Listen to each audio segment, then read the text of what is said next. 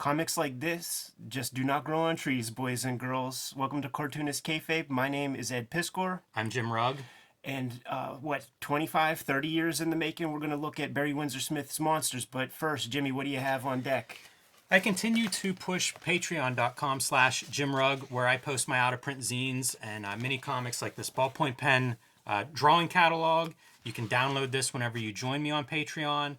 I also post lots of original art and process. Was doing Q&As this week, so it's kind of a place to just interact with my art. It's a lot of what we do on Cartoonist Kayfabe, but focused on me making comics. So if you dig what you see here, you can find a lot more of this at patreon.com/Jim Rugg. Red Room issue 1 is going to be in stores in May. The orders are in and tens of thousands of people have showed up. Jimmy, I got to thank you. I have to thank Peach Momoko. I have to thank the Kayfabe audience for putting in those big orders. But listen, man, we don't sleep around here.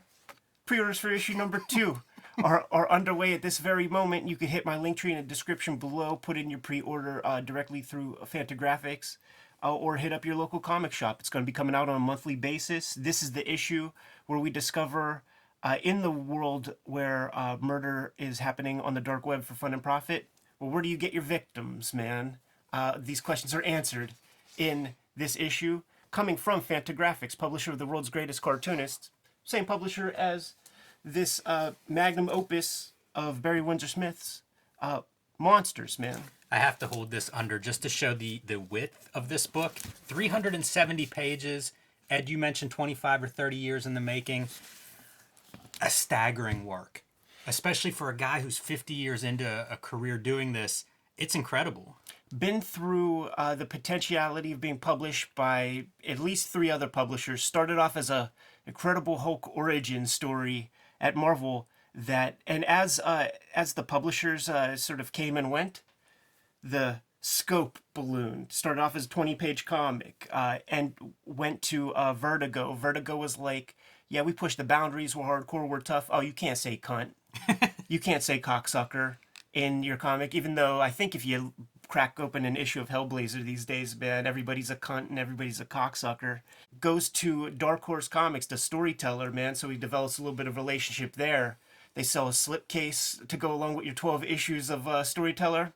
They publish 9. Barry Windsor Smith ain't happy, man. It was going to be called Big Red there. Disappeared from that.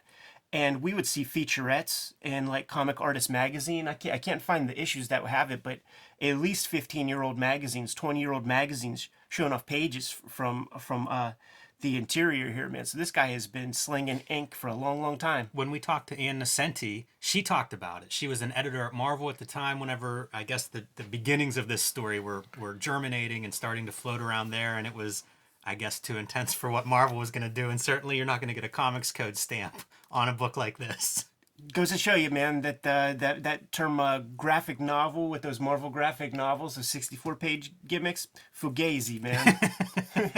It's hilarious to think of this compared to like the Marvel graphic novels of the 80s. Yeah, there's some distance between those two things. I read this book last week.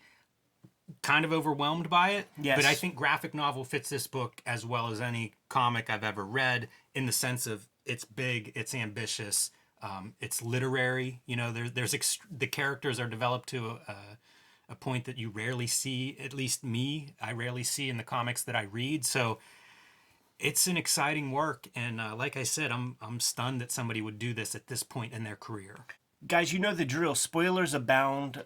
This is us going through the book. It's our first reading. We are in that weird position as men with lives who have things to do.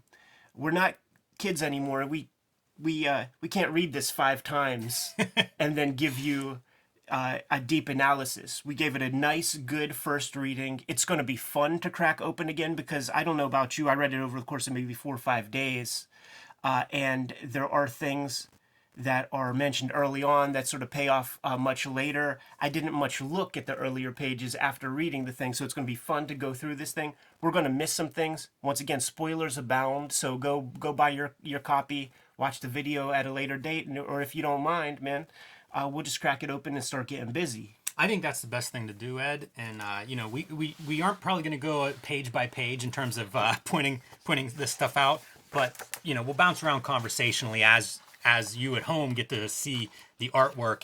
And as artists get older, sometimes their styles simplify, sometimes their drawing abilities erode. Not evident in this. Absolutely not, man. This is a classic.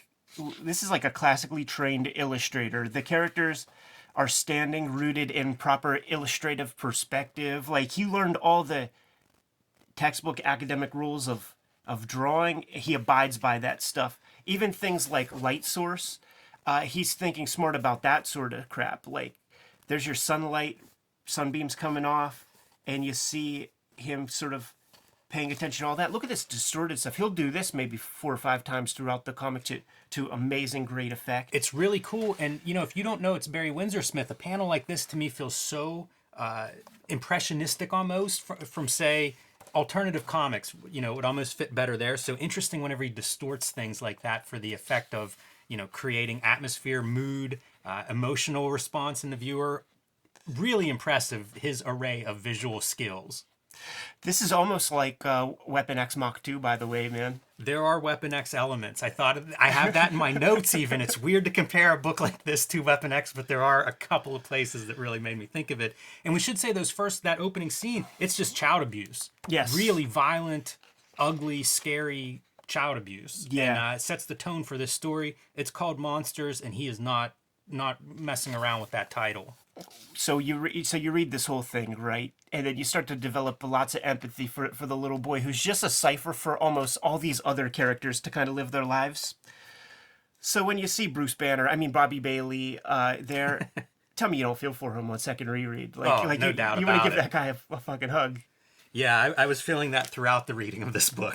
Absolutely, but it's like we forgot what he looked like here because we only get to see him for about 3 pages. I think it's one of the amazing parts of this whole book, that idea of the ramifications of abuse, right? This half the book we're going to see him as a child, and the other half we're going to see him as an adult, and it's just such a helpless feeling watching him suffer through this and thinking like that's his whole life. Like you're not overcoming this kind of thing. I think about people in my own life, friends and stuff like that, man, who got thumped on in front of my own eyes, got a collarbone busted by the dad. Guess what? Homeboy's not alive anymore. Started selling drugs, started doing crazy shit. I had a buddy who I would not say was abused, but we would hang out at his house, and his dad would hang out. We all got along, including him and his dad, but we would also wrestle and stuff. And him and his dad were wrestling once, and his dad suplexed him. Always. So one thing that comes to mind, we talked about it a touch before the cameras went on. You see these names, McFarland. There's characters Roth, Lee, Elias. These are choices that he made, and they're comic book names. Some of these people have worked on Incredible Hulk comics. Like, is that a coincidence? Kind of hard to think when you start to stack up these names. Yeah, I can't answer that. It is interesting. I never know. I struggle to name characters. I think a lot of people that write material have trouble naming characters. So I have no idea where he's pulling those names and if there is a significance to comics history in that way, or if it's just coincidental of like, well, who do you know at age 65 or 70? Your peers, I suppose. Important piece, man. We got our guy Bobby Bailey here, man. He's a nameless soul. Wants to join the military. This recruiting officer guy, McFarland, plays a very important part in this comic. Basically, we're going to follow maybe, I guess, 2 big families who intersect throughout 50 years of time. It would be the Bailey family and McFarland family. And there's a lot more coincidence that kind of happens throughout the... And this is Bobby Bailey minus the sunglasses, and this is the beating scene that we see in the beginning of the book. One of the complex pieces of narrative throughout this story is we're seeing this from different characters' perspectives, and they're all somewhat unreliable. Right. It's very subjective, the telling of this story. So you'll see a scene, you'll hear that scene referenced, and it's different than what you've seen. Kind of a cool effect as a reader, but disconcerting, and especially once you factor in something like abuse, it feels very real in the sense of people are going to respond to this differently and cover this up differently, and that's what you get a sense of, at least what I got a sense of, at least for the domestic parts of this story. Yeah, sure, definitely that. And we saw Bobby Bailey, man, missing that eyeball, right? Well, guess what? We have a little bit of thematic rhythm playing out here because there's this one-handed guy who seems to be running the show. He's missing an eye on the same side of his head as well. Yeah, another character that we're going to see, a big chronicle of his life, or at least a couple of different, across decades, a couple of different major chapters in his life. There are these guys. So, I mean, this is page 20, right? And you can't miss the little claw hand. You can't miss just the aura that character gives off. You could tell he's a real piece of work. But after, say, 200 pages, maybe you don't think about him as much. And then when you're reintroduced, it's like, oh, shit, there he is. That's cool. That happens 4 or 5 times in here. Yes. Yeah, most of these characters, they have, I don't want to say a long life, but we're going to see them at different stages of their life and how they intersect. And from different points of view. Mm-hmm. You know, we have McFarland here. You about to say something? No. He's not, he knows what he just sent this Bobby Bailey kid off to do. And he's not feeling good about it whatsoever. Once again, talk about the penmanship. Just look at this spread right here, and you could see the illumination on these characters' faces, probably sitting in front of a television set or something, and lit, underneath that way, in that smart way. Just beautiful. Like, Barry Windsor Smith is showing us pen and ink stuff almost every other page. I'm glad you say that.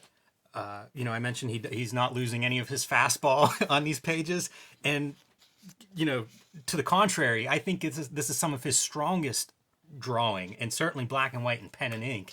It's astounding what he does in these pages. They're so dense. There are... It's 370 pages. It reads like it's 800 pages. It reads like it could be some, a shelf of a manga series or something for how much information is contained in this book. Right, absolutely, man. There is some thought that this is, one of the first pieces that he's actually fully worked on all by himself since the studio days, man, with, Wrightson and Kaluta and Jones. Like, it's pretty impressive. Yeah, and, we talk about this starting as a Hulk comic, names of cartoonists populating the cast, and now and then we get to see these comics in this world, whether it's characters reading them, we'll see that a few times. Always fun when that kind of thing pops up. But it's interesting to think of this as a meta-textual piece about comics, right? It's a comic about comics, but really it's a graphic novel about comics. There's so many layers to this in ways that you can read it and sort of take something away from it. You mentioned reading it more, read it a second time, probably be a different experience. And I agree because of how dense this is with detail and thought, whether it's characters or whether it's elements that just build this world. Every time there's a later payoff, it triggers in my mind, I need to read it again. Right. And like I said, there's like 4 or 5 of those things. And whenever something like this happens, or when we see comics in comics, got to remind the makers out there, man, that if Stephen King can put a writer in every single one of his novels, let's get more comics and comics. Absolutely. Filmmakers always win Academy Awards for movies about making movies. By the way, in the world of Red Room, comics are the dominant form of media. Almost every scene is brilliantly lit. We saw him reading under a lamp at night with a little bit of a hot spot on the top of his head. Very distinct, felt like nighttime and darkness. And you turn the page, feels like daylight. It's unbelievable. But our guy is down there in the basement. Mm-hmm. You feel that as well. As things are mounting and you were just seeing like the bubbles and stuff inside this. Like, I was going to say, when we cut to the Weapon X lab, you have that really cool underlighting from a sci-fi movie or something. It really builds to our Incredible Hulk guy in a big way. It's a bizarre subject to meditate on for 370 pages. It absolutely is. I always think about like is art therapy real? Like, can you really exorcise demons? And perhaps you can, but I do feel like it's kind of dubious a lot when it comes to comics because of just how laborious it is. It's like at that point, it's almost like you're indulging in misery or something. If you are page after page documenting something super harrowing in your life, if that's cathartic to you, cool. But my suspicion is I might not want to hang out with you at a party. I agree. I think about that a lot. I mean, think of the state of mind you need to be in to create this kind of a work, And and for decades. and just 12 hours a day staring at it, like hardcore, man. Yeah, whenever you're making stuff like this for people at home that are readers and not makers, you live with it. You Right. think about it, you dream about it. You're constantly it's always part of you. And man, this would be a heavy thing to carry around for that long. There's elements of Akira in here Yes. to me, man. This is a little Tetsuo-ish. You have the secret government operation, this kind of conspiracy that's happening. They're going to create their super soldier, but there are distinct Akira pieces that are going to show up here, man. Characters lit with the headlights of cars and causing accidents, stuff like this. Candlelight in this scene, as they're sitting out on their porch at night. His ability to go between like the secret government lab to sitting on a porch with wicker furniture and recognizable vegetation around them, flowers and leaves of specific trees. I'm in awe of that. Talk about being able to create any kind of world you want. Not too many people can draw that. This is beautiful. Just like I when reading this, I didn't know what I was in for exactly. I knew the broad strokes of the Incredible Hulk origin story, all this kind of stuff. I didn't know about these intersecting families. So you read this page and you don't think about it that much. This page with the spider webs. After you read it and you see the web, that's a literary stroke, man. And you said a reference to Amazing Spider-Man? Comics on comics? Okay, here's one of our first. Spoilers abound, people. Spoilers abound. So McFarlane and his wife having a conversation. She is. They start bringing up an interaction he had with a white woman, and he's trying to reassure her, like it wasn't a romantic thing or whatever. But when he starts talking, he's talking about like he saw a goddess, he saw an angel. That's this little piece right here, and this will play out, 300 pages later. And another example of him applying his ability in black and white and pen and ink. Even this, the spider web, man. But whenever it's time to do glowing light effects of your angel, yep, he's up for that too.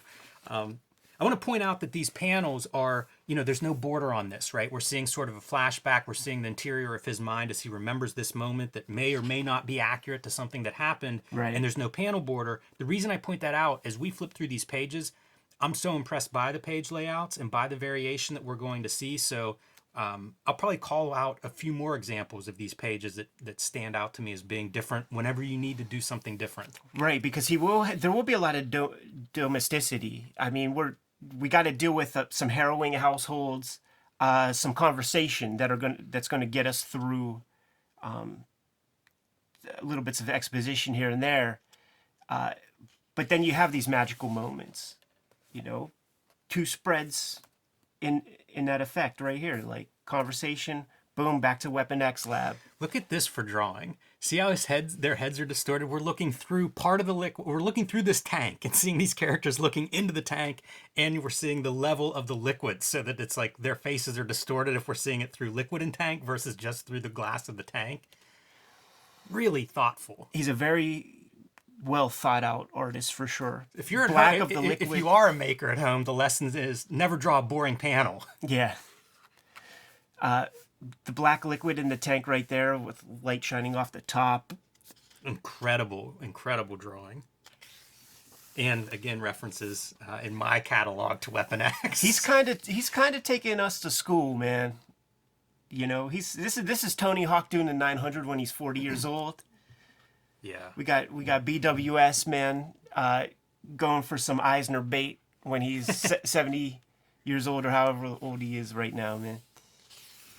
Upon a second reread, it will be interesting to try to see, if McFarlane is an army recruiter, to me that's pretty low rung. Like I see those guys in Century 3 Mall trying to recruit Right. aimless high school kids, but he seems to know a lot.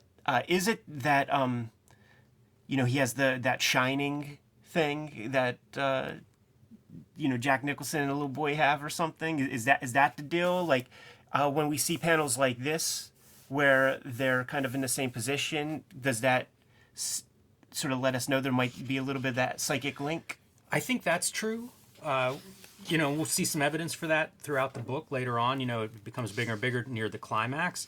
But I also think, like, he points this guy with one eye to a specific project. Yeah. If you're an Army recruiter, in my experience, you're probably, that one eye is going to keep you out of military service. Right. So he's conscious that they're at least looking for certain specimens. There's some projects that maybe he can recruit outside of the normal range, and skip the regular recruiting line and refer them to this major, to this guy, to this project. So I don't know how much he knows exactly, but I think he's aware that there's some dark stuff, and I am looking for people for those projects. You're right, man, because like on those first 3-4 pages, when he's sitting down with the kid and asking him questions, it's clear that this kid has no ties, he's got no family, might not have a home. Kid can't answer anything, man. So that's, some Tuskegee experiment. Yeah, like, it's the perfect candidate if something goes wrong. Yeah. If this experiment doesn't turn out successful, no one's going to come looking for this guy. Right. Man, I just listened to a podcast about Project Sunshine, and it was nuclear radiation testing on dead bodies of children. Wow. How do you think they get those children? Right. You know what I mean? Like, that was not an above-the-board project. And so it's I don't want to say it rings true, but, like, I think this stuff certainly exists. Yeah. And imagine the toll that takes on you and your family if you're involved in that. Even for the greater good, I would think that would affect you at dinner with the family. Legacy of Ashes, man, this book about the history of the CIA kind of illustrates, like, every director of the CIA died of, like, the most awful, like, stomach cancers and stuff, except George Bush. So this family moment, like, juxtaposed with the Bailey family moment, I think is no accident, man. It's obviously there's a little friction between the married couples, but Mr. McFarlane, he isn't handling it like Mr. Bailey did. Yeah, this is another example of Windsor Smith being able to draw everything. Like, we joke around about those labs looking like Weapon X, but the ability to draw children, we've talked about that quite a bit on this show, how impossible that seems to be for most comic book artists. They look great. Like, he's able to do these arresting domestic scenes, which are vital to the way this book works. Not very many cartoonists are able to have that range. When you start to see this kind of stuff, don't you a little bit start to think of Eternaut and Brescia's work a little bit when it comes to pen and ink and that character even looks like one of the characters from Eternaut. Sergeant Slaughter? That's right. or Boz Chronicles? Or Bo Jeffrey Saga, is that? Guess that's a type, I suppose. I like that type. That's the Archie Goodwin, man. Wow, that's amazing too. With a strong jaw. Mm-hmm. Or at least a big jaw. Jowl, maybe. Yeah. This stuff, this is letting you know that there's some magical thinking happening. This isn't just an everyday situation. Man, these guys are freaking dope. How do you draw that stuff? You know what it is, Jim? Like, when you see these kinds of things, your typical cartoonist will develop their shorthand for the wrinkles and all that. He's lighting this stuff and not taking shortcuts. Like, he might not draw the same ear 2 times. I'll see bits of this, and it'll remind, like, several times I've been reminded of Frank Miller. One more piece on well, we can go here. I wanted to point out his daughter, McFarlane's daughter. Her pajamas have this heart pattern on them. It's one more of those subtle little pieces to show this home life, to show this family, to show relationships between the members of the family. And it's so subtle, like, whenever we usually see her, it's much smaller drawing. You can still read the hearts. Right. You're talking about pattern, man. This dude is drawing pattern on fabric, couches, wallpaper. It isn't Zipatone, man. Yeah, it reminds me of interviews with Kyle Baker, who talks about the difference between doing a striped suit or not doing a striped suit, doing 3 buttons instead of 2, and how across a book, that's 1,000 extra buttons to draw. It's a different approach. I love Kyle Baker's work, by the way, too. Not saying one way is better, but no shortcuts here. Good chase sequences. Like Barry Windsor Smith just gonna flex on you with that a little bit, man, by giving you a good 10 page set of chase sequence. The reference, man, like all of this stuff. It reminds me of in that Crumb documentary when he's talking about going out and taking photos of urban landscapes because you can't make this stuff up. It's like, what does Barry Windsor Smith's morgue file look like? Even this, like the landscape of the suburban neighborhood and all the background elements. And it's like, it's like the California house, man. It's got those kinds of like clay roof. You know they make those by bending them over your leg. I didn't know like that. The people that make them, that's like a thigh shape. That's those sick, clay, man. Clay shingles. As soon as you say that, like you could see it, you could imagine it.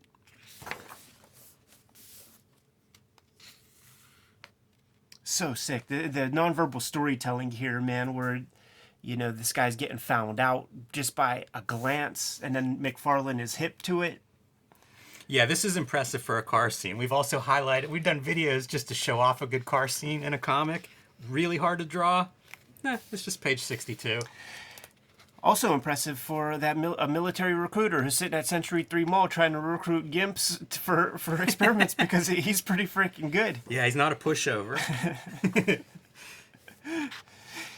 We've seen this a couple of times, the Home Sweet Home sign. It's another one of those emphasizing that domestic bliss. Same thing with patterns on your bedspread.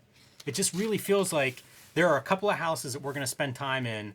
And if you could get into Barry Windsor Smith's mind, you could probably pull out the exact floor plans, the decorations for these houses. Like, they feel like real places that he's referencing. The geography of the Bailey home stays the same throughout. Like, he knows that house. He knows that house very, very clearly. What we're doing is oscillating between Weapon X Lab and the McFarlane house, where McFarlane just left a note basically saying, baby, I'm sorry, I lied to you. I probably am not coming back. Yeah, it's a lot of regret over earlier decisions, and he's going to do his best to try to make it up to Bobby Bailey, really. Lighting effects. Here we are with this depth of field. Here we are with the background is now out of focus, very cinematic photographic effect, and even the edge of her is blown out from the light that's coming from behind her, the backlighting. Amazing. Really is. This is neat to note. We're going to see more and more of this going forward. This kind of handwriting becoming another part of the text. Every trick, man, every trick you can think of for visual storytelling, I feel like he's pulling almost all of them. Let's talk about some visual storytelling, man. So we got this chase sequence, right? And this isn't Teenage Mutant Ninja Turtles #3 where you got two VW microbuses. We need to tell these cars apart. One is convertible. One has a hard top. Furthermore, let's jack one up a whole lot so that you don't confuse it with the other car. Yeah, and probably a decade between models of cars. Like, it's the way you design a character. It's just these cars happen to be, approach it with character design principles in mind. Fun sound effects. I don't know when we'll talk about it, but the lettering throughout this book is exceptional in that it is such a visual device. Yeah. We're going to get into pages that don't follow traditional left to right, top down panel arrangement. And in those cases, there was no confusion for me reading it because of the lettering placements. So it's kind of like impressive is what I keep coming back to when I think of this book. From a technical standpoint, anyway. Let's fetishize a car wreck for a couple of pages, Jimmy. You ready? Because not only does this Big Mac truck hit it, but that shit is running over this guy. Yeah, incredible. That dude is not going to be a problem anymore. No, he isn't. It even goes the whole way, like from front to back. We see it travel and get spit out the backside. It's like it's been digested and now it's being shit out the back of that truck. Yeah, man. Just chewed up and wasted. That's so strong. And the truck, American Homes. This kind of composition and the little details of like glass shards flying off, wheel flying off, very reminiscent for me of Jeff Darrow. Absolutely. Which is weird in my mind, to link those two, but I don't know. Great windshield shattering. Whenever Mr. McFarlane wrote the note to the wife, he was in a bad way. He was talking to himself. He was in the basement doing all this stuff. Basically, there's a PS on the note saying that one of the kids is going to have some special gift. I don't know who it is, man, but, nurture it. Like, don't acknowledge it. noir-like lighting effects, except filtered through Windsor Smith's creativity. So we're not getting blinds, we're getting that stained glass pattern from the door that we saw earlier that was backlighting his wife. Man, the groceries on the table, it's just all... he's really able to manipulate this reader. Right, yeah, right. Here's some good depth of field, man, where you have the main conversation happening, and then you just bust out your thin ink line and put those. It's like like soap opera lighting, man. Push those characters in the back. Yeah, might as well be ghosts. Reintroduction of our former Nazi scientist dude. And here we go, man. You turn the page and you got your spread. Let's introduce Bobby Bailey back to reality. All right, so we mentioned the long gestation of this book. I just mentioned Jeff Darrow. I said there's panels that remind me of Miller lighting. I mean, this feels like Marv in the electric chair. Absolutely. Like there was some stuff like that right there. Mm-hmm.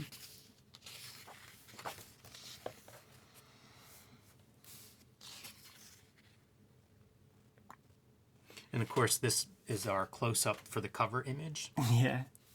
The the American flags in the ear holes. That's an artistic choice, right? Like that's just flaunting something. Kind of. I mean, they're not quite flags, though. I don't know what they are. I looked at them for a long time for that reason, because they read as American flags, but you start looking and it's like, well, there's no stars. They're not quite the flag. Oh, yeah, right. But they are mocking him clearly with the Bailey misspelled helmet, you know, the tiny helmet on his giant distorted head. It's a... there's no nuance on the people that are performing these experiments. Right. These are bad guys. When you have this big character with all these kind of, you know, this over-the-top musculature, you start to realize, like, what Barry Windsor Smith does when he draws them. It's divorced from other kind of superhero artists who will draw, like, hard edges on muscles. It's all lighting that's giving us the form. Yeah, his muscles are very lumpy. Yeah. And I think that's been consistent throughout his work from the 80s on, at least. Maybe even into the 70s, but very distinct from most superhero artists. McFarlane is breaking out Bobby Bailey. Setting him free. You really feel the weight. Like when Bobby gets in that car, you really feel like that car is scraping the ground. Yeah, it's really good. Instead of showing the speed of a couple of wheels off the ground, you're getting the weight of the suspension. Here's like another Akira part, right? That's like, really Akira. You can almost picture a damn number on the little dude's hand. I don't know why it didn't occur to me before, but Mazzucchelli's Big Man from Rubber Blanket calls to mind this Bailey character, the morphed monstrous version of this character. Obviously, we mentioned Hulk, and this is your Hulk analog in all of this. But, you know, we're going to have to look at that big guy story at some point. Definitely. From Mazzucchelli. Interesting to think of these different versions of, like, Hulk as archetype or something that accomplished cartoonists are playing with. I mean, this is another Weapon X panel. You know, like we see the professor in Weapon X, I think, in the exact same kind of upside down in peril, image. Okay, and that's how he gets dispatched, because once again, like, things are going to happen, and then you just lose track by page 350. Maybe you don't remember what happened on page 95.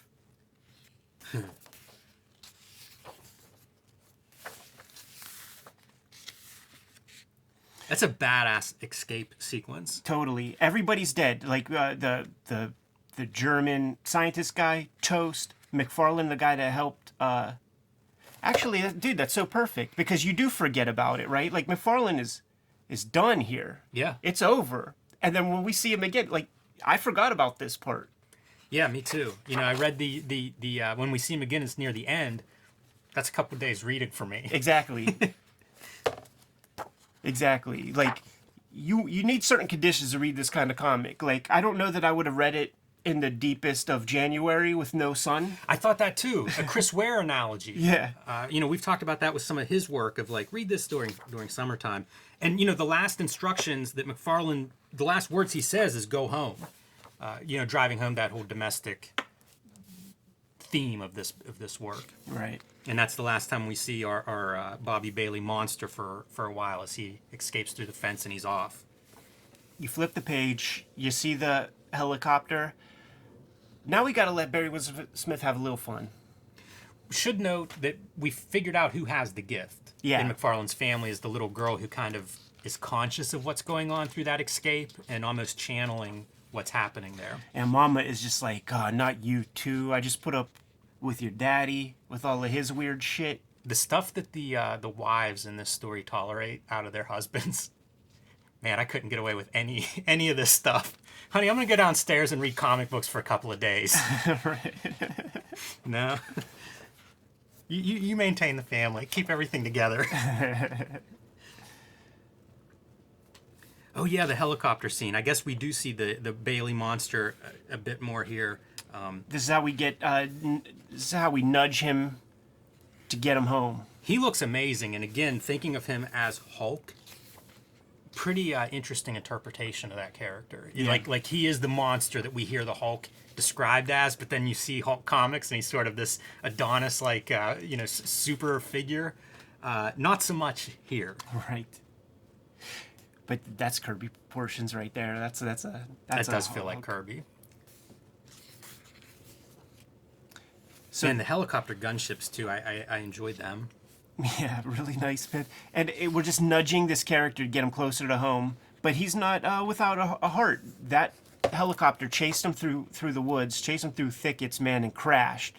It's like First Blood, Rambo doesn't fuck anybody up. The guys who get killed did it their damn selves. That's a good point. That's what we have right here. And Bobby Bailey, he's pulling dudes out of wreckage. Look at that, man. He's a little bit smoldering himself. These guys are on fire. Underlit, so his back is dark. His hunched over back. Yeah, using white media. He uses the white media a lot to kind of cut into the black to add branches and textures and effects. And we've got another character showing up now who's going to be very prominent as we continue forward. His name's Powell. He's sort of I don't know exactly what his role is, but he's going to be somebody that helps with the Bailey family to some extent. He's kind of a government agent, but not necessarily, definitely not part of this particular military project. So they're kind of at odds, and we'll see his backstory too. He has a long history with the Bailey family that will sync up at some point in the 60s here, the present day of the story. Tanks and army jeeps rolling through the snow. Yeah, man. Gas masks because they don't know what kind of, nuclear half-life Bobby Bailey is emitting. And also gas masks because they're so menacing looking. For sure. It is a visual medium. And our guy Powell is a badass and is like, man, I don't need no sneaking gas mask, man. Just get me there. Yeah, very much at odds with this military unit. We've got some of that X-Men snowflakes. Windsor Smith, man, one of the great snow artists. He draws it. I love how crude the snow is drawn in this one too. I probably first got into that in Weapon X. Sure. Once again. And it was like these big, sensual kind of glob snowflakes. Here you see them as just pen line. Yeah. Just really quickly drawn, but enough of them that's not too fast. They may be quickly drawn snowflakes, but when you have scenes of them, that's a lot of time. Bobby Bailey's going home, Jimmy. And these are the pages that I saw probably 15 years ago. Yeah, I remember seeing some of these pages as well, and I can't put my finger on where I saw them. Before we started, we were talking about it, and I said they might even just be in my head from hearing people talk about this, because this is what I always heard for Barry Windsor Smith's Hulk story. And it was the idea of Hulk at home at dinner, and Hulk coming from an abusive home, but instead of being the little kid Banner sitting at the table, it was the Hulk figure. And even though he's the Hulk, in his mind he's the kid. He couldn't do anything about what he was watching, And that's what, that's the scene. Let me point out Barry Windsor Smith just drawing, just flexing, because not only do we have this ornate carpet, right, but it's a little wrinkled and rolled up and stuff, Ridiculous. and it feels like it. Just ridiculous. Whenever we're kids and we're starting to learn perspective and drawing something that could almost pass as like a little cityscape or a city street, then you have to jack it up a little bit to make it feel lived in. And try as you may, as chaotic as you want it to be, there's still order to it because you have this like built-in compositional idea. Don't pass yet. This this spread is amazing, right? Absolutely, We have a panel stretching across, again with the flexing, right? We haven't seen anything quite like this yet, really showing off. But he's approaching his family home, and you can see it's fallen in a state of disarray. And when he walks in, now we're flashing back. Like we're time traveling as he enters this home. Yeah. I guess into the realm of his memory. Right.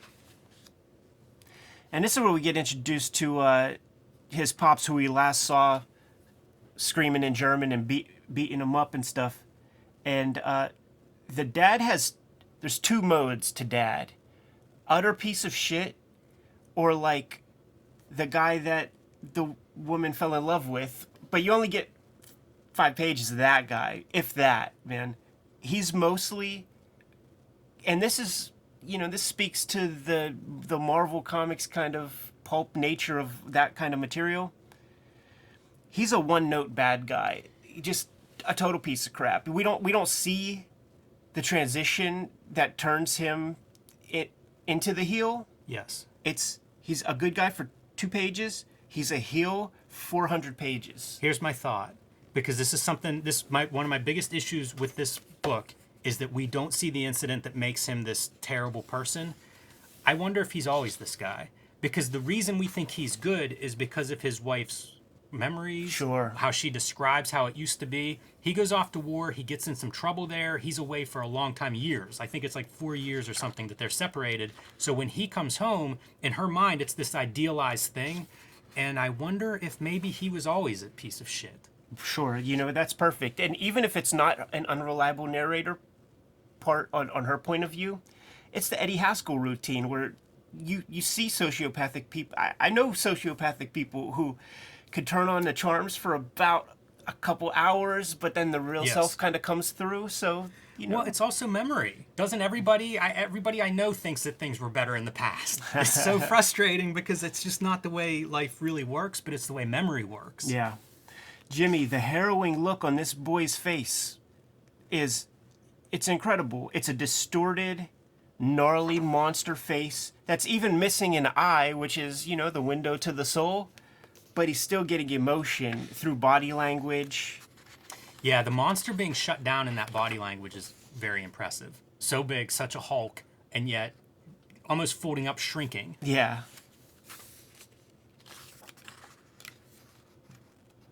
Man, this dad is such a bad guy.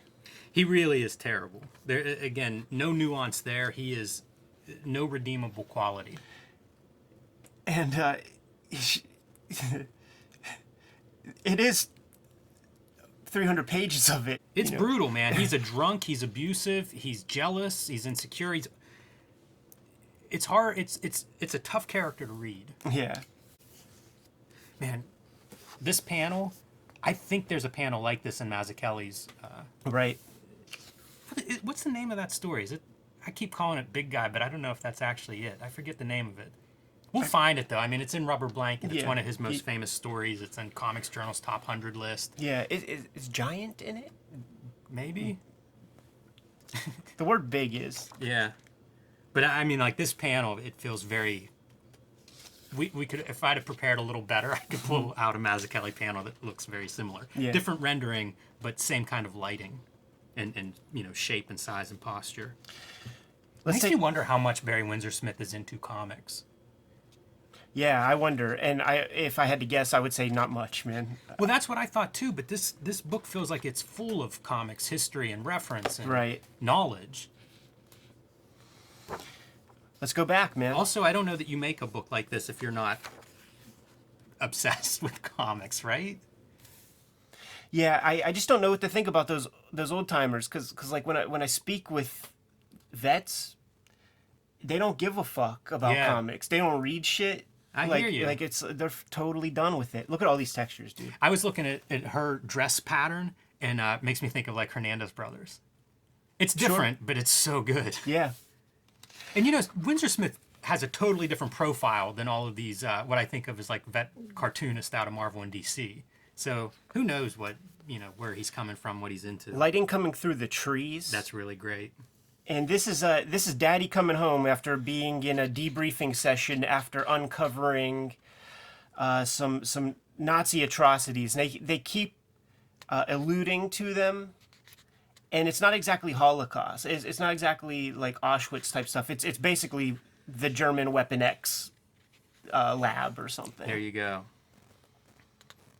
And man, the very first thing we see with his father-son interaction is just yelling at the kid to take off that damn stupid costume. Kid is super stoked, super excited to see Dad, and the old dude just isn't having it, man. I would bet that if my dad read this page, thinking about his World War II dad, my mom with her World War II dad, they didn't have the name PTSD for what those guys were going through, but they definitely had it, man. And if you and I were 18 years old and we killed some people, probably have it too. Yeah, and watched our fellow 18-year-olds die. Yeah. I Play cards imagine- in the morning. Imagine that's going to then- leave a mark. And then homeboy's dead before dinner. Yeah, that's no good. Before he goes totally over the edge, before we get to see like how dark he becomes, it does feel like that greatest generation stereotype. I think a lot of literature has dealt with that in the years since, and it's a dark. That archetype is a dark guy. Yeah. And here we get, we're starting to see her writing, right? You see it like even being overlaid on panels. We'll see several of those moments where we get to see her journal that she keeps. Right. And she's a ignoramus battered wife, the stereotypical version. Little Bobby, he keeps getting hurt, falling off his bike, and this and that. That's the other thing that I thought of while reading this is, we talk about research and morgue files. How do you write a battered domestic abuse for 300 pages? But What are you drawing from? Sure. I will say that a lot of that stuff is the cliche that we sort of know in pop culture of like the completely ignorant wife who's looking at things with rose-colored glasses. Like you see that a lot, and a lot of what she is exhibiting in these journal pieces kind of is that. It speaks to that early on. But what is cool in a literary sense is how we see her develop through these journal entries as time goes by, where she starts to become slightly more skeptical and then downright freaking desperate through those journal pieces. The deterioration of the sort of satellite family members, the brothers and the sisters, who are these kind of phantom people that we almost never see. Their relationships kind of fall apart, like through those letters. Like it starts off when he comes home, they're excited to come visit and see him and stuff, and then through enough times of saying no, I guess, to the visits. Yeah, it keeps putting off like even family visitors. Exactly. Yeah. His own brothers and sisters and stuff. Eventually, they just are like, F him. Look at this crap. Like seeing lighting through the woven Afghan tablecloth setting thing. Yeah, that's obsessed. It really, really is. It's amazing drawing, man. I didn't even know how that occurs to somebody to draw. Just such a observational guy, It's extreme. Even in the comics world, it's extreme. I always think of the stereotypes of cartoonists. Observational is one of them for sure. This seems to be the most. I don't know how you get more observational than the shadows that the mesh casts. Right. Because here we get it in the light. Yeah. Little Bobby, man, he's fishing. Dad is doing a due diligence, so the wife thinks, to go make a little time with the boy because they weren't bonding so much. So she's seeing it from afar. Oh, this is interesting. Now, once again, spoilers abound, right, guys? So, like, you already know that. this little kid is shaken already. Like upon second reading, this little kid is shaken already because that Powell guy is going to give the boy the gun. But the boy is hip enough to know that he better not say that some strange dude gave him that little pistol because he knows that something bad is going to happen. And it's worth noting, too, panel number 1, we get a couple of beers in the corner of it. Guy's polished off his six-pack here in the middle of the day watching his kid, fishing. Got to hang out with the sun, let me bring my six-pack along. And drink all of it before I confront him about his spud gun. And he's just dissing him. Oh, everything that the boy does is no good. Yeah. Is crappy. Same with the mother. Like, don't serve this shit anymore. Throw his dinner on the floor. Right. Pulls out his own gun. I got this off of some cocksucking Nazi. You know what that is? A German soldier, Daddy. No, see, a cocksucker is your mother. Somehow, Karen Berger didn't pass that through the Vertigo, sort of editorial board, man. Didn't get to be a Vertigo book on that shit. And then he's shooting guns like right over the kid's head.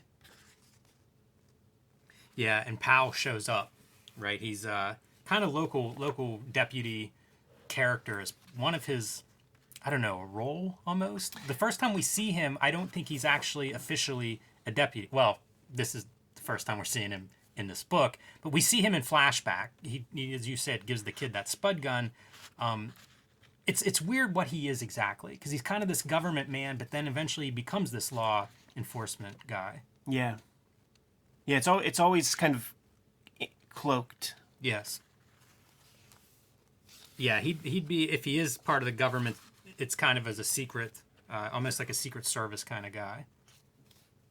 Here she is writing her letters, man. Her little boy keeps getting jacked up. My God, how do you keep managing to do these kinds of things to yourself? And that feels like the victim of abuse, instead of course it's his dad. Yeah. Revisiting this shit, man. So little dude is just super stoked to go to a ball game with dad.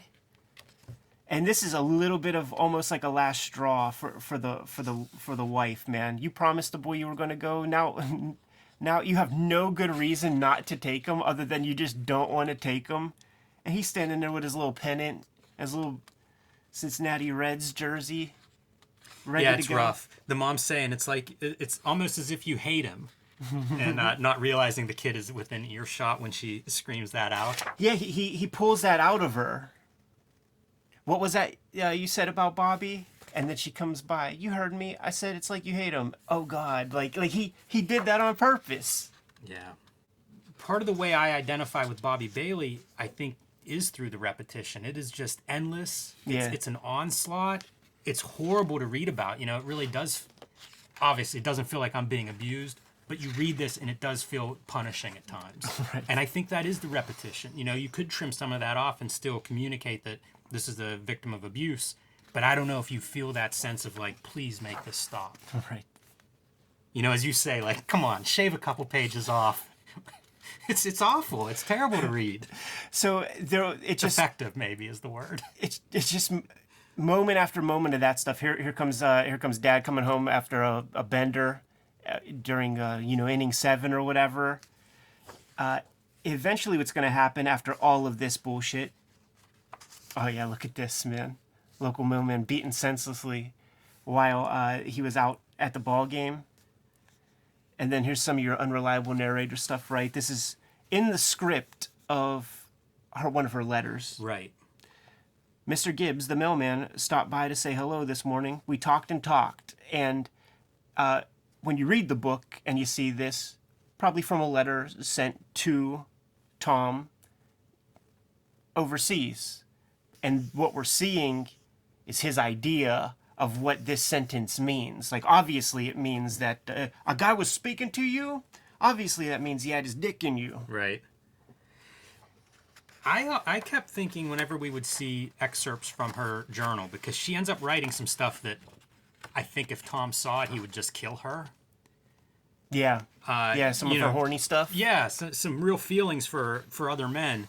And there's often a glimpse of, like, keys, like she keeps it locked in a desk or something. Is Tom reading that? Does he have access to it? I can't imagine there's any part of his house that he doesn't get to if he wants to. Yeah, he's got the gun. Right. Dude, he crosshatches reliable looking Oreo cookies, man. And smoke. Just that old madman era homes full of smoke. Yellow walls.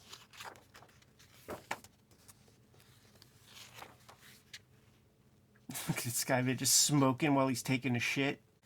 This is the first mention of this terrible bike accident.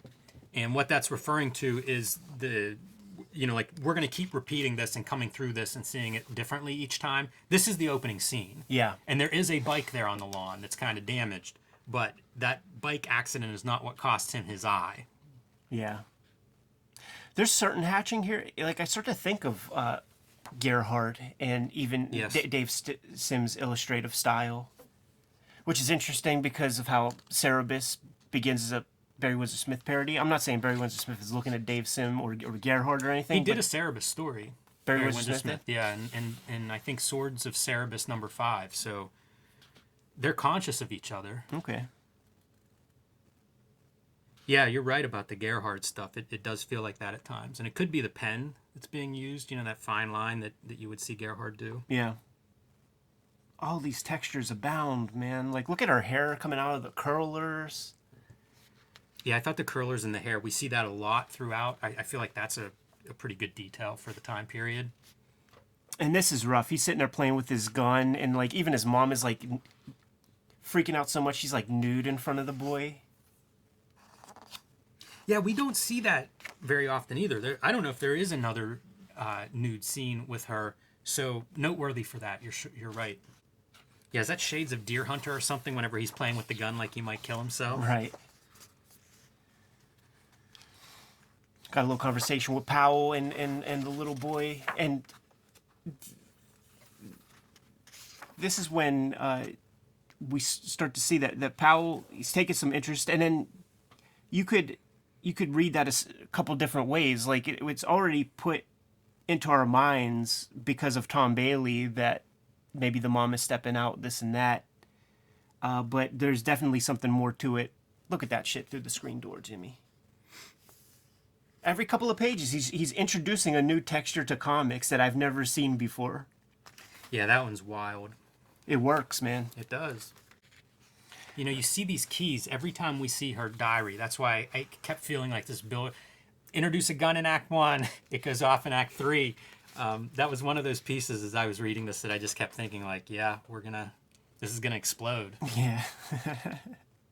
We're flashing back to a time when Tom is overseas, man. Tom is overseas, and she just cannot figure out why the heck he's not home. Yeah, it's very top secret, and that's what Powell is telling her. Like, he's okay. Can't give you any real information about it, but he's okay. He stumbled onto some stuff, and he needs to debrief about it. Kind of wild. We're almost 200 pages in whenever we're laying that groundwork. Right. That out of sequence of events is one of the literary devices that I find in this book. Makes it a novel, man. Mm-hmm. This May 15th sequence where she's written a letter that's for her husband's eyes only, but the censors have to read it, all that stuff. I was like thinking, oh, this is 1945 sexting. Yeah. Like what's on that paper? Yeah, it's a fun conversation. Because you could tell, man, she's talking all kinds of crazy, non-Christian stuff in that letter.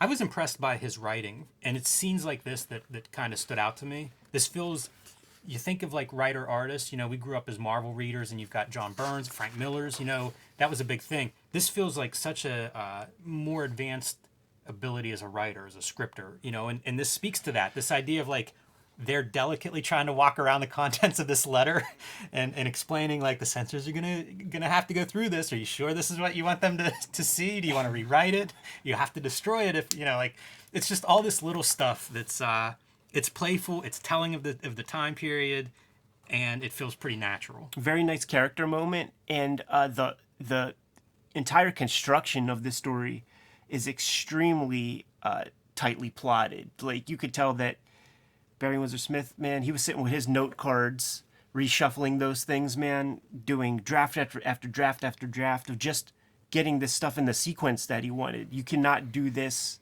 willy-nilly. And it's situations like this where we saw the angelic lady. We're looking at Little McFarland here. Yes. And we saw the flashback earlier from McFarland. Now we're seeing the flashback from her point of view. you're right. This is kind of a neat little... You talk about introducing a new hatching idea every couple of pages. Here we have the bus driver calling out stops, and there's a little bit of line work over top of it. It's a faint, make this sound less loud. Yeah. It's background noise. We're outside of the bus, so that's what a muffled sound, that's how you see a muffled sound in comics. Amazing. Yes. And it's that angel scene. We've got the light coming through the tree above her head. Oh, like a fucking halo.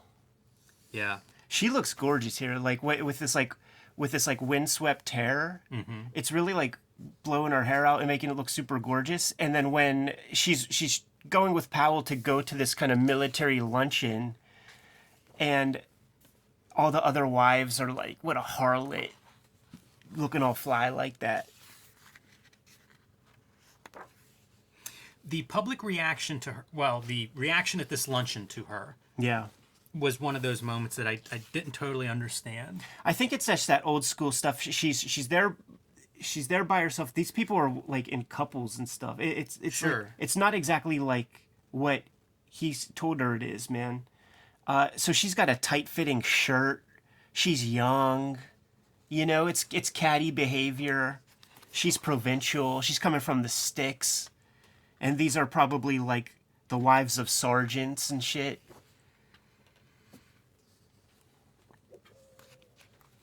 You see, it's all these like housefraus and shit. And she's young and virile. And she's making jokes and they're having fun. Like, that's that old school stuff, man. One of the she addresses one of the tables next to her, and the guy's like, "Harumph." Yeah. Later on, she'll say that somebody said "harumph" to her. That's part of that kind of naturalistic, fun dialogue, funny dialogue. And her husband is such a kind of pariah within the military or whatever that they actually need to get her out of there because they're going to be having an award ceremony for everybody there but her. Yeah, at the last minute, his award is revoked, and it's sort of like this is going to be very awkward. Spoilers. I guess that's what happens when you eat human hands when you're not supposed to. Yeah.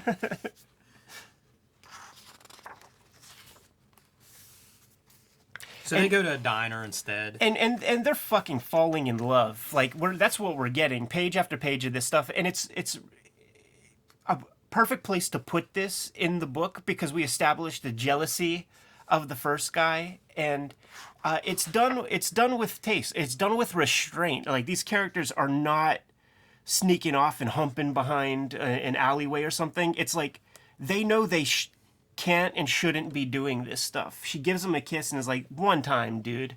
You get one of these." There's that bus driver that sort of lets you know that everybody is He's like a stand-in for everyone judging and watching and. Well, we flip the page and then Powell loses his status or whatever, so you get the impression that this guy is one of the government spooks or whatever. For sure.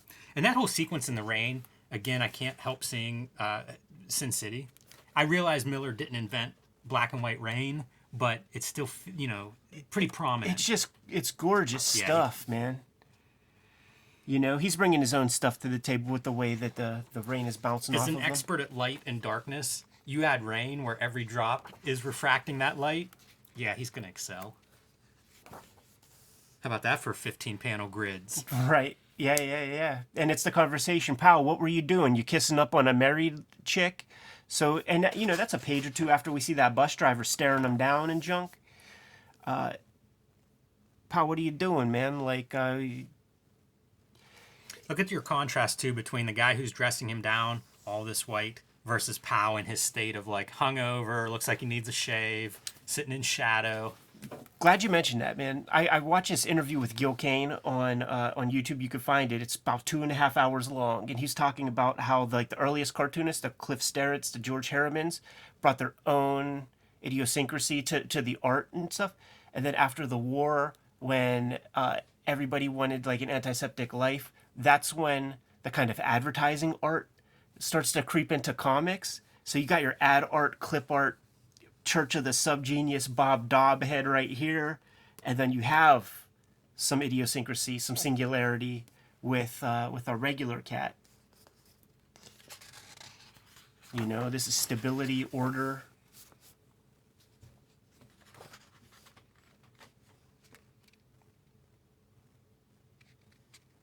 Look at the gardening. Let me draw every blade of grass. From the Red Nails days, man, he did that shit. And look at the bike, dude.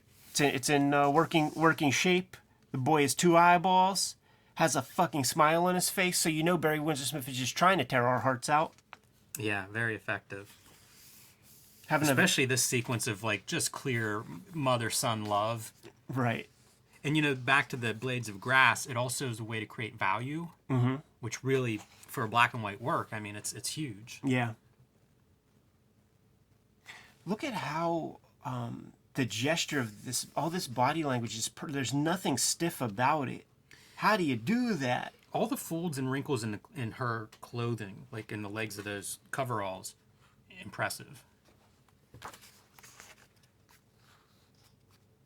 These are the pages where you get that sense, like, God damn it, man! Like she's so much better without her husband. She'd have a wonderful life with this Powell guy, but just the social climate doesn't allow for, you know, like those ladies that sent those Dear John letters. They had to move. You know what I mean? They couldn't stay in their neighborhoods. Yeah, and the text there is still the conversation between Powell and his fellow soldier, kind of going through this and talking about her, you know, and the feelings he has for her. Yeah, and the other guy is just very like superficial, shallow, man. I mean, she does have nice boobs. So if you're not just trying to fuck, what are you trying to do? Like you in love with this one? Like. And the way the conversation concludes is when Powell asks about Prometheus, which is what her husband is involved with. It's what Bobby Bailey will ultimately be involved with. And again, we're 2/3 of the way through the book before that really we start to pick away at that, start to connect these threads. And you look at this lovesick lady right here, man. Just daydreaming. Another interesting page layouts. This is one of the cool letters, man. This is why I flagged it right here, man. It's just one of those visual storytelling pieces, man. She needs Alka-Seltzer, so she's got some gastrointestinal issues. She's writing her letter to her guy. She's got the photo of her dude right there, looking suave in his greens. I love the knife for sharpening the pencil. Right. So classic. Dude, that was our pencil sharpener when I was a little kid, man. Yep. My pops did that bullshit. I sharpened a lot of pencils with a knife. And her pen busts. Mm-hmm. You see the ink spatter. And then it becomes, pencil. And you see all that visually. Overthinking her, what she's saying to the guy, crossing stuff out. Talking about a headache. But you don't take Alka-Seltzer for a headache, right? Right. Yeah, you see her even pleading, like, please write. It's a very lonely position she's in. She broke her Hunt 102. Look, that's dip ink, man.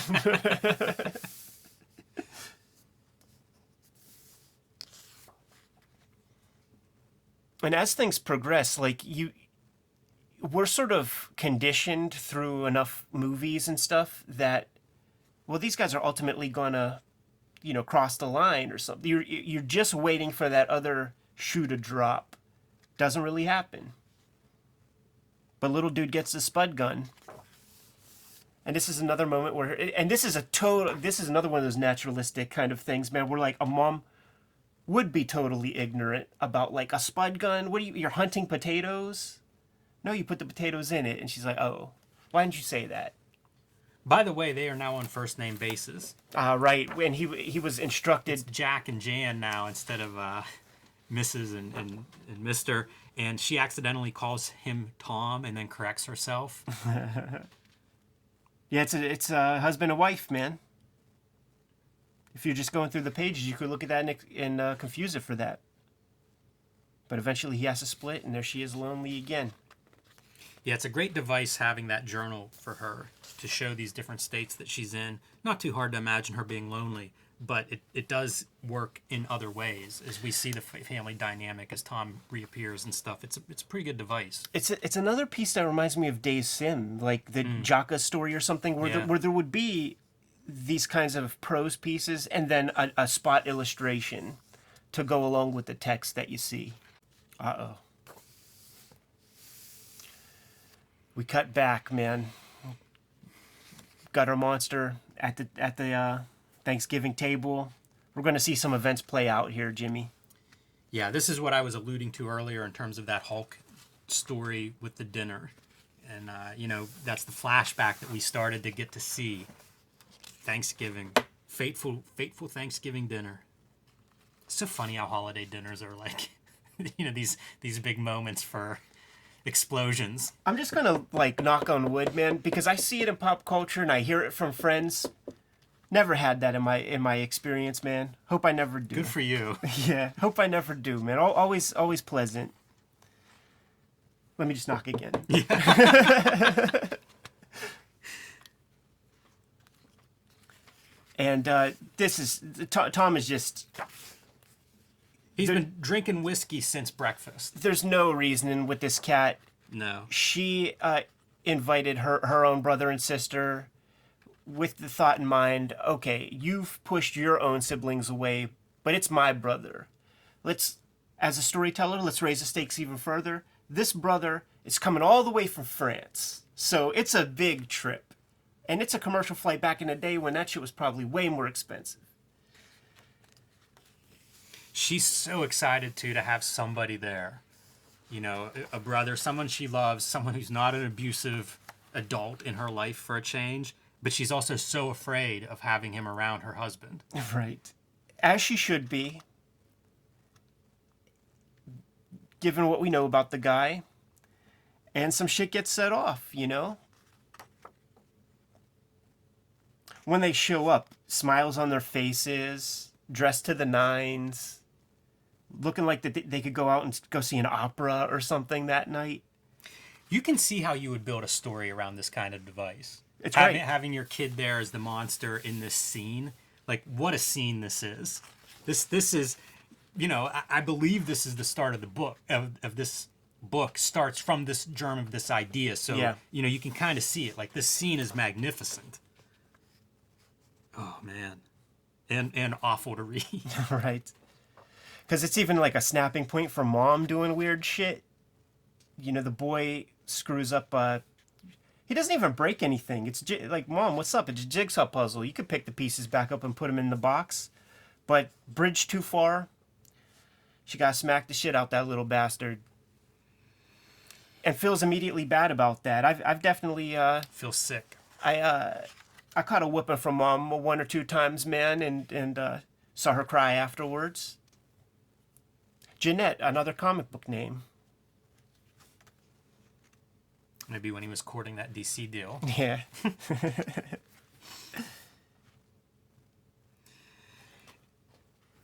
It's an incredible scene. You almost need those 250 pages to establish all of this relationships, because it feels like she's trying to keep Tom under control with this outburst. Like the kid did something that the dad might set off her husband. Right. Let me try to react to try to keep Tom in check by responding before he needs to. Yes, and it's awful. She'll throw the kayfabe blows. You know what I'm saying, man? Like Tom's gonna cut the boy's eye out, but she's gonna pull a couple of give some working punches. It's like she's pulled in so many directions. There's no her anymore. She wants to have a good trip for her brother and his wife, who she's so excited to see. But of course, the time bomb is sitting at the head of the table. It's just brutal. And that's happening in the background. the men are bickering. Yes. Tom is calling his French lady a hoe and stuff like this, man, and the brother just is like, you gotta apologize. Now he's in this dude's house, this dude's castle, telling him he has to apologize to his wife. So they're just going around in circles while the ladies are getting spun out. And the little boy is forgotten in Yeah. this whole mix-up between these adults, man. And he's just sitting there watching everybody like a hawk for the good of his own self-preservation.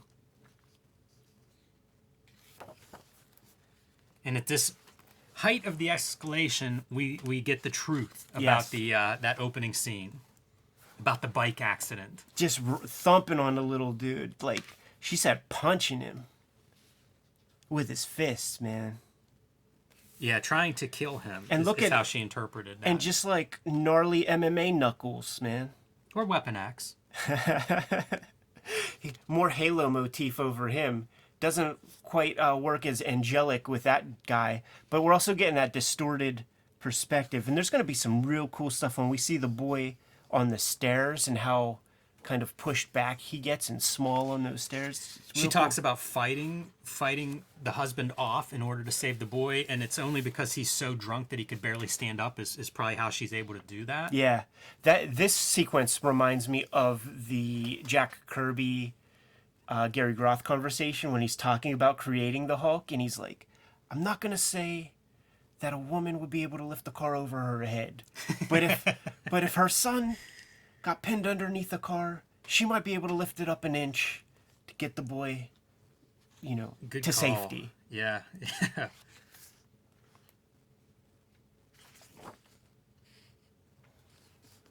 Yeah, we're reaching our climax as we're now weaving in. We have the guys fighting. Now the girls are going to weave into the, as Dusty Rose would say, the frecketh. The frecketh. Yeah. Tom refers to his brother-in-law's wife as Pet Frog. Pet Frog. Such a dick.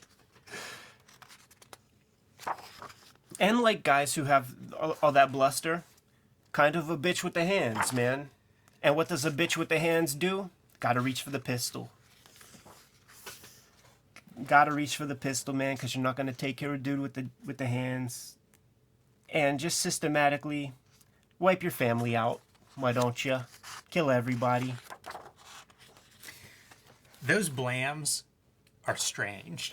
Lichtenstein, fucking Artie Simek blams. Yes. In the context of this graphic novel, that's an interesting, bold choice. The blam that would be in the beginning sequence of Adam West Batman. Yeah, Mad Magazine. You can go down the list of where you might find that blam. Literary graphic novel, not near the top of the list of where I would expect to see it.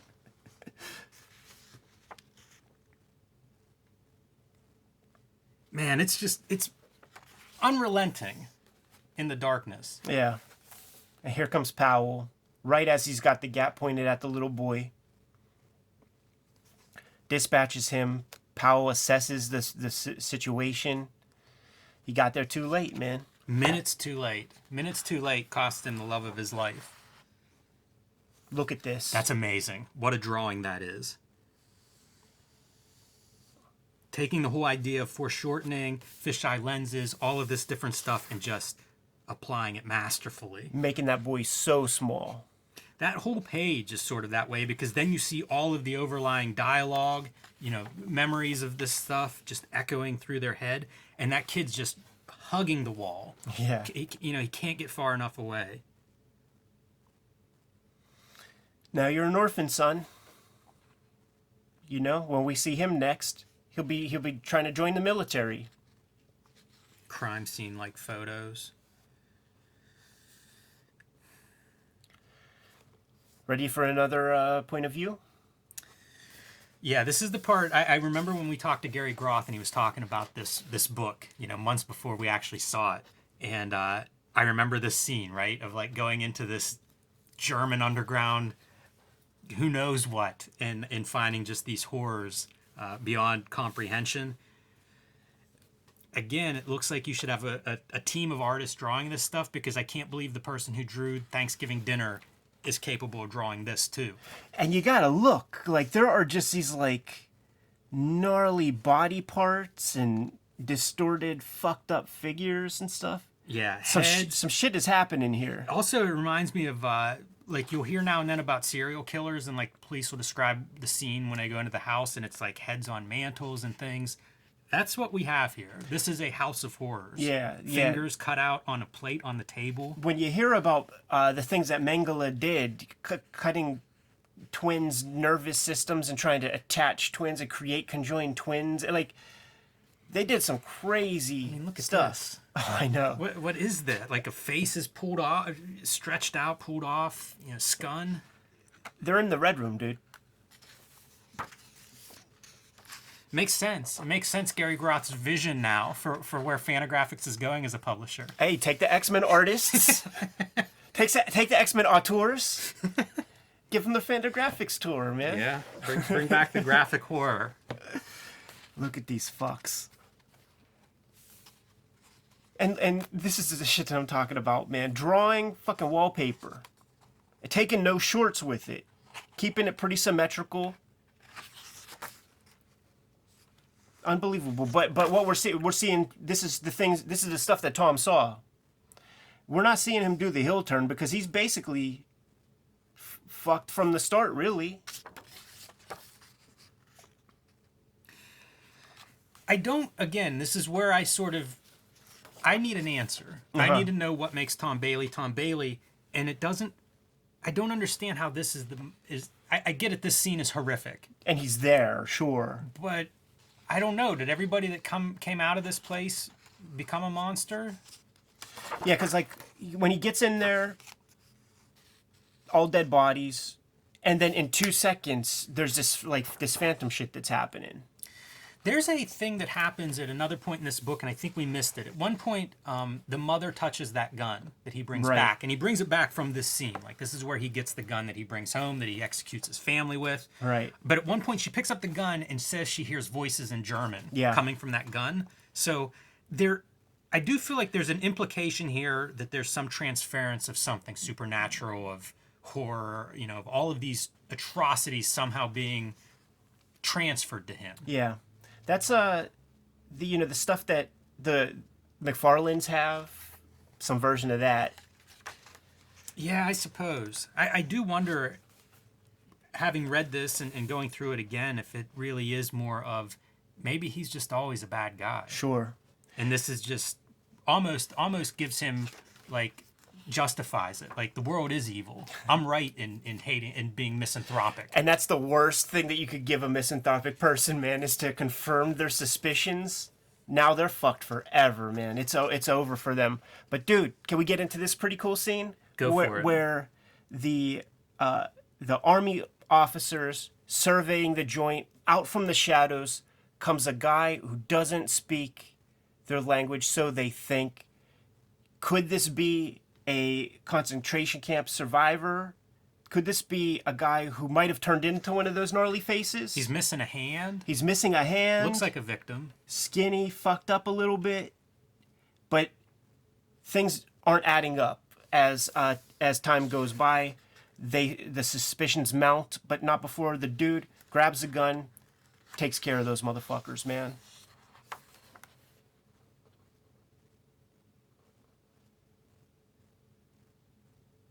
And then it turns out to be little Elias's dad. McFarlane's dad. Right. World War II guy. And that's one of those other bits, like how, my dad was Vietnam age, his dad World War II age.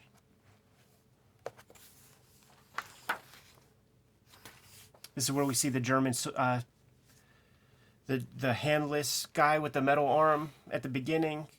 How his eye got fucked up, man. Got shot in the head and his face just swollen up like the Elephant Man.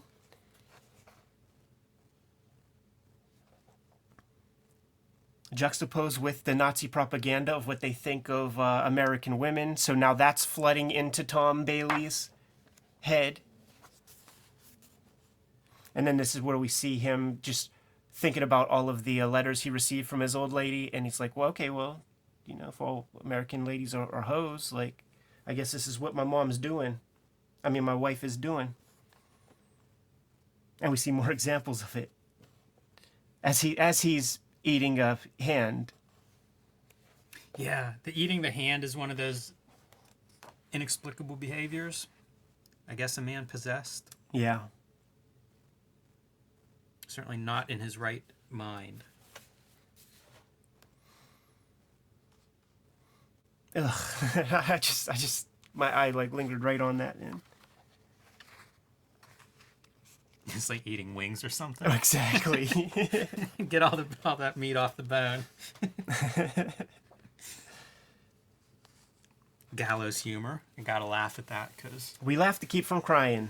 yes, the alternative.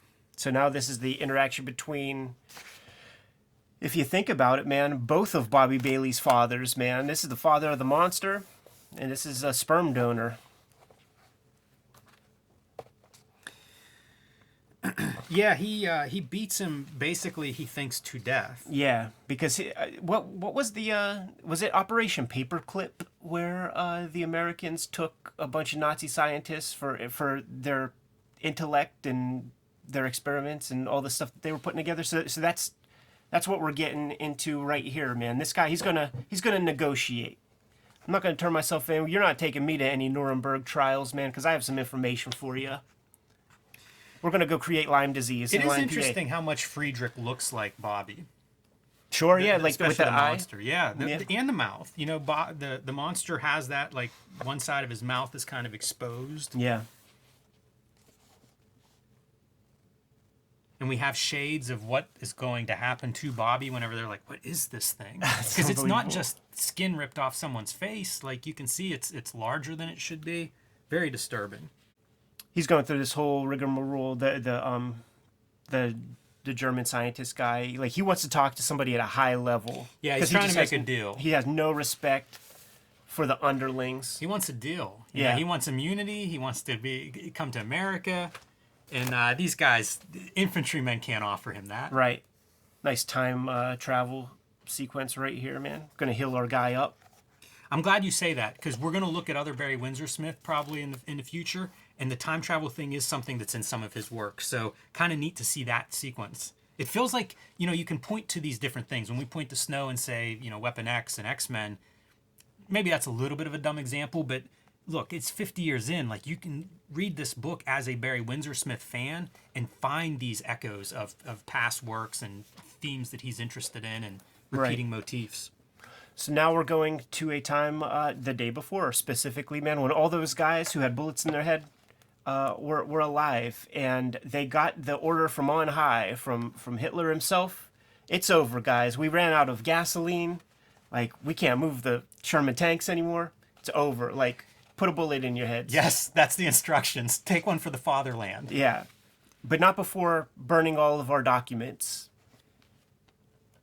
And then the existential crisis of everybody, like, oh man, I don't want to die. In real life, all these guys are going to Argentina and living happily ever after, and some might still be alive today. But in this comic, they'll be toast. And it's the power struggle, man. It's the double agent, double heel turn. I'm working with this guy. No, I'm the boss.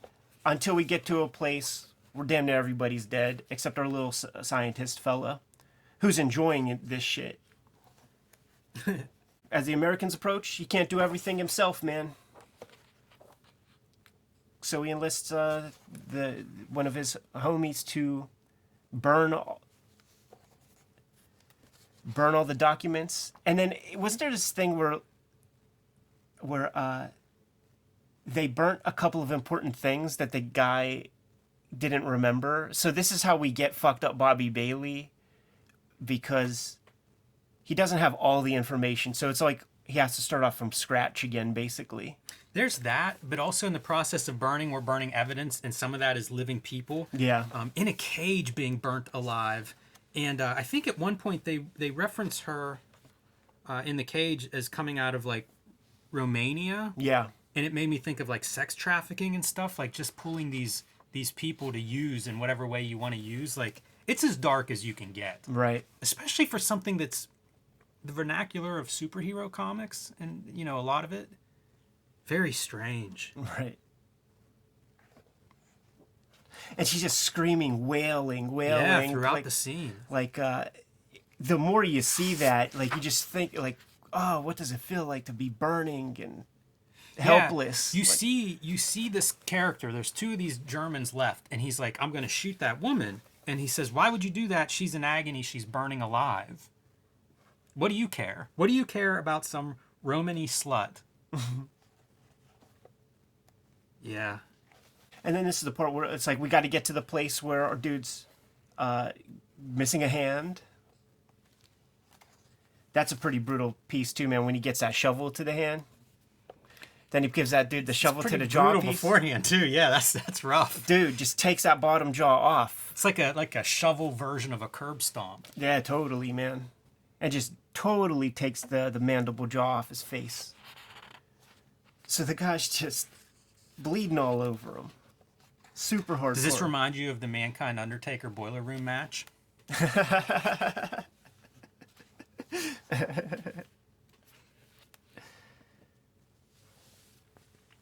Also, this is pre-Xerox, so when he was like sneaking notes, he had to write them by hand.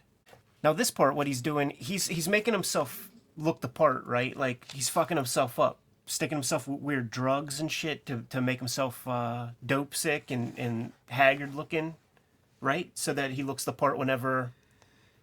I wasn't positive exactly what he was doing with the drugs, if it was something to try to offset the loss of the hand. But hard for me to enter the mind of this Nazi scientist, Ed. Sure. Not sure what's motivating some of his behavior. All right, man. We got to close this thing out.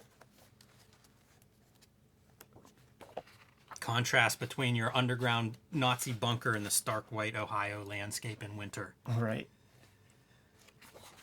So we have Bobby Bailey in the house. We have Powell in the house, playing back previous events. Basically, that's what Bobby's been doing the whole time there. Look at the jacked up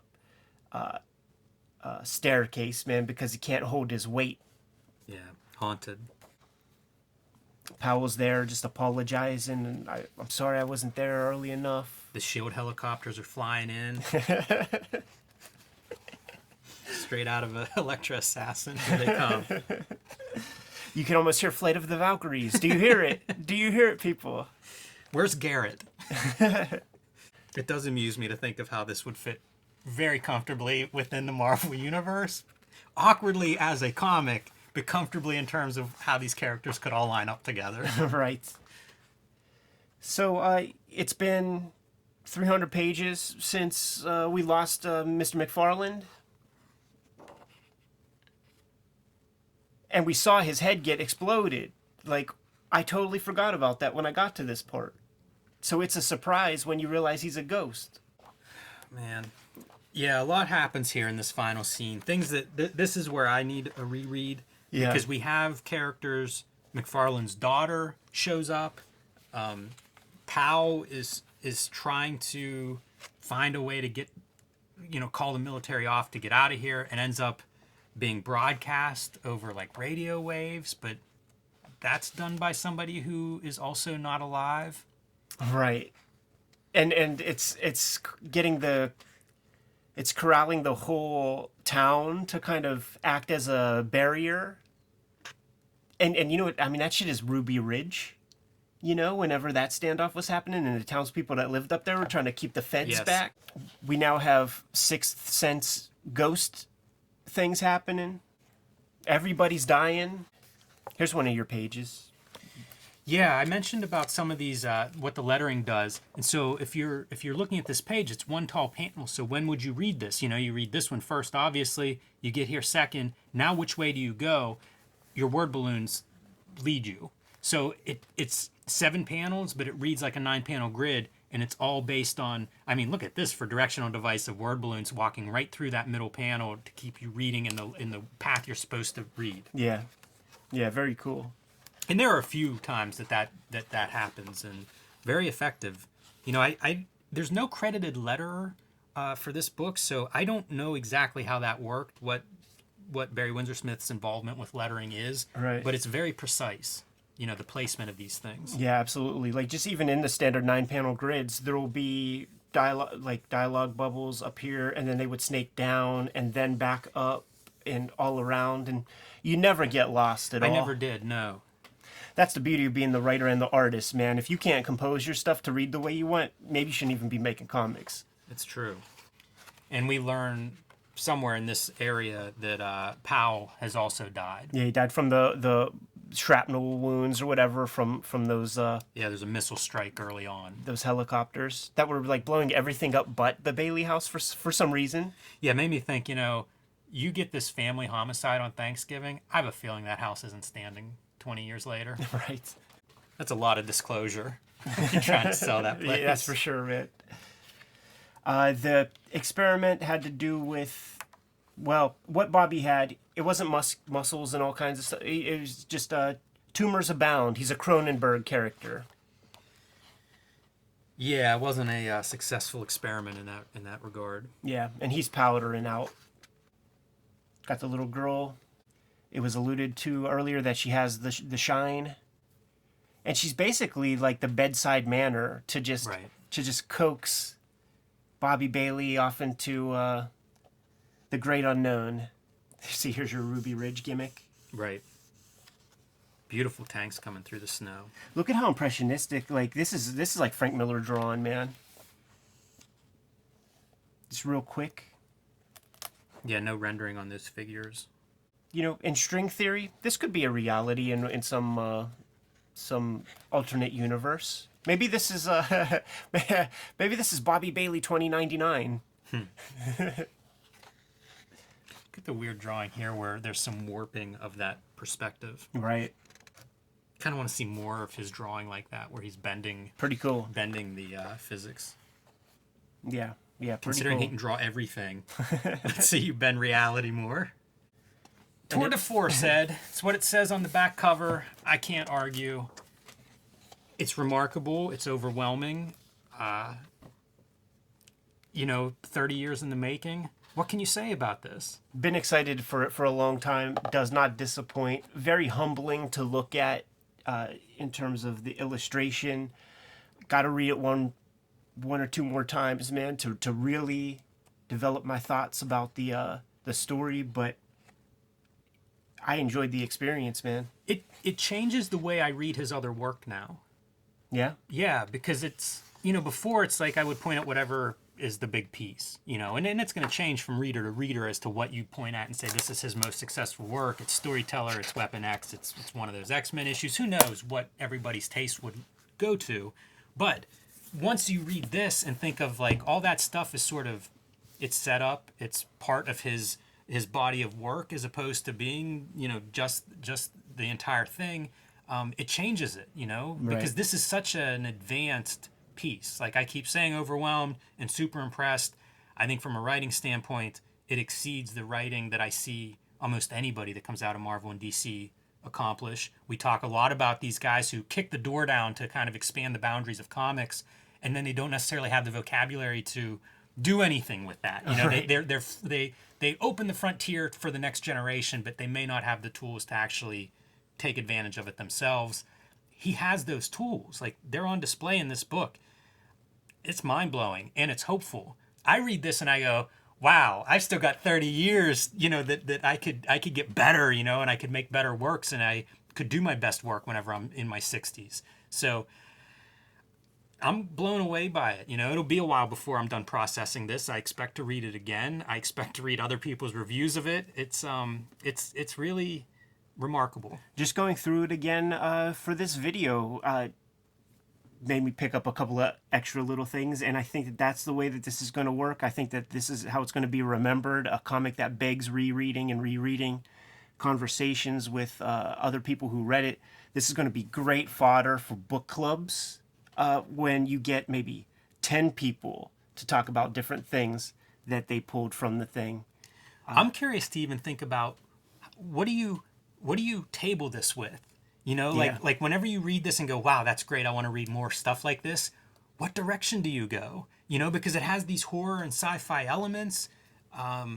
it's a pretty special book. Yeah, yeah. Such a pleasure, man. Barry Windsor Smith, congrats on the completion of such a major piece of work.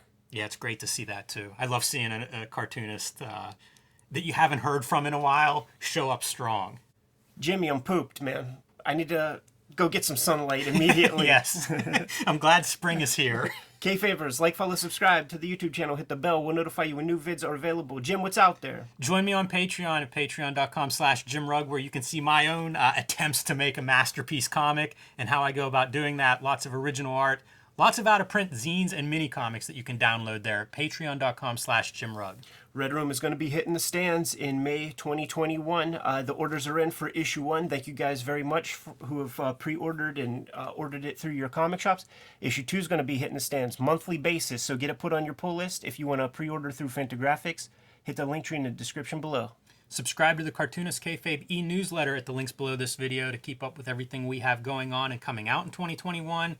You can also find Cartoonist Kayfabe t-shirts and merchandise at the links below this video. Jimmy, give him another set of marching orders, man. We're going to be on our way. Read more comics.